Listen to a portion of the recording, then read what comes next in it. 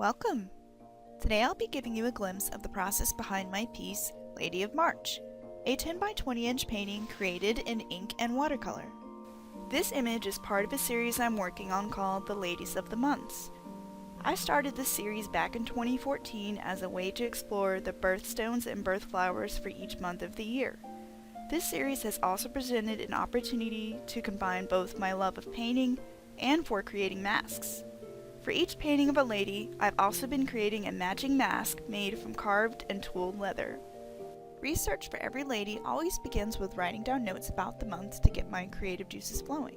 This includes learning about the origin of the name of the month, why a month is called what it is, what holidays occur in each month, and what those holidays are all about. For example, did you know that the word Easter comes from the word Istra, which is theorized to be the name of a Germanic goddess of dawn? Easter took place in March of this year and is one of the most inspiring holidays from this period of time. March was also the time of year that used to be New Year in antiquity. Writing all of these notes helps me to start retaining some of the imagery for the month. For March, I was especially inspired by the themes of resurrection, water, baptism, and renewal that came together during my research. I knew I wanted to play on the theme of resurrection and also include the imagery of eggs for new life, but without being too close to the gaudiness of commercialized Easter. Another interesting bit of symbolism involving the eggs.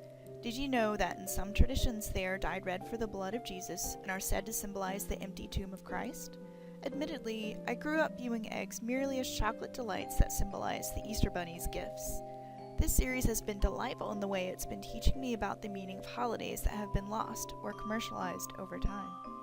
With all of the research and imagery dancing in my brain, I start thumbnailing on toned paper with color pencil and gray markers.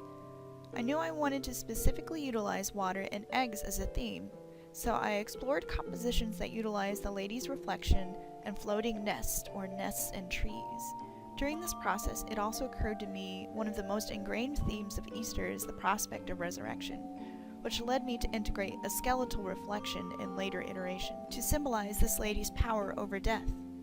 I also had a vague idea that I wanted this lady to be dressed in flowing cloth and with a veil to symbolize her connection to divine powers of resurrection and the sacred nature of her connection with water. I imagined her to be wading into water, connecting with its power to heal and renew life. With a general idea of Lady of March's concept in mind, I turned to Pinterest where I gather as much reference as possible, from robin's eggs with their vibrant blue to stock art poses that strike me as fitting for this lady. This helps me to congeal the imagery swimming in my imagination even further, while also pondering on future narrative elements and color schemes. Next, I take a few of the stock poses that match my imagery and build mock-ups of my favorite compositions from the previous thumbnail sketches. I alter them where needed to suit my purposes. Doing this gives me a more grounded idea of the pose and how my narrative elements will fit into the composition together. My favorite pose ended up being one of a woman wading into water. I chose this pose specifically because it feels more personal and evocative, while the other poses feel more decorative and less contemplative. However, I still wanted to push the pose of the legs and hands to be more emotive and ended up setting up a photo shoot where I used myself as a model to capture the right pose.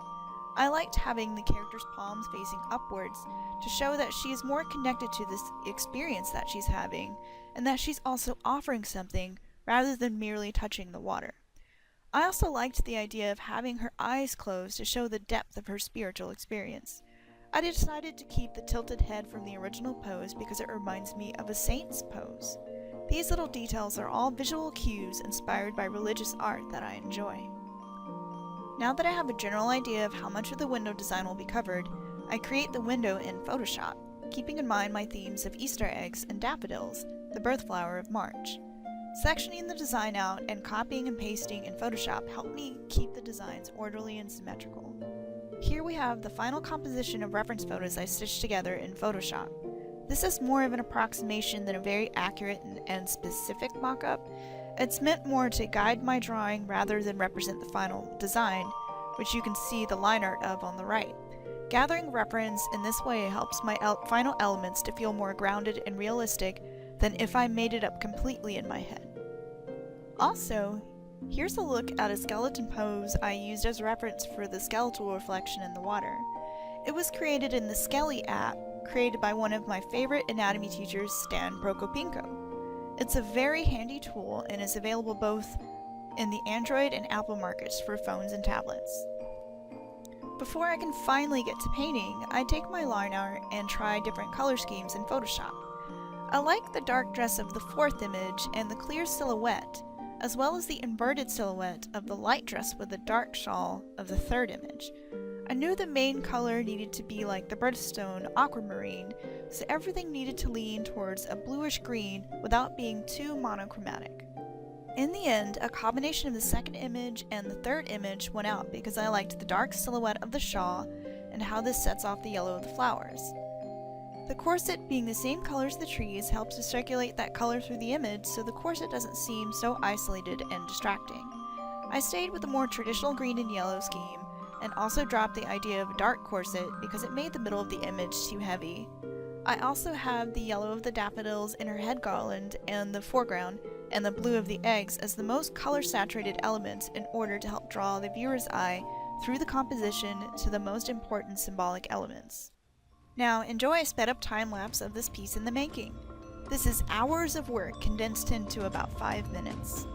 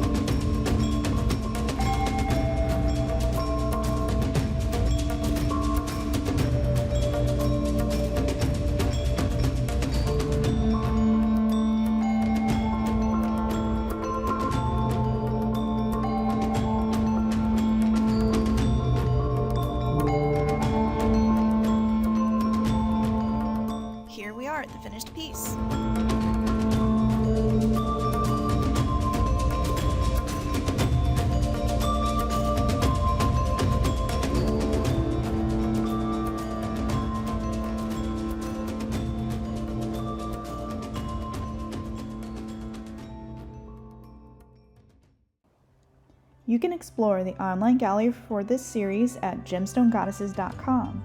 If you love this art and want to help support me so I can keep on creating, pitch into my Ko-fi or Patreon. You'll be rewarded with sneak peeks, special downloadable perks, and more. Just look for the username Angela Sasser. Thanks for watching. Wishing you all inspiration.